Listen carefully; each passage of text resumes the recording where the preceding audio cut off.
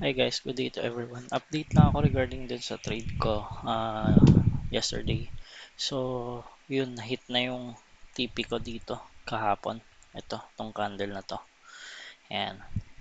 Hit TP na siya 215 points. Pips pala. Dito ako nag-sell. And stop loss ko dito. Mga 1:5. Then yung GBP JPY still running pa rin with 330 pips. And nag-ano na ako, trailing stop na ako sa 130 pips. And so hintayin ko lang yan kung anong outcome niyan. Update ko kayo ulit. So EuroCAD TP hit na siya 215 pips, then GBP JPY 330 pips. Yun na muna guys. Update ako ulit if ever ano mangyari sa trade na to. Thank you guys and keep safe everyone.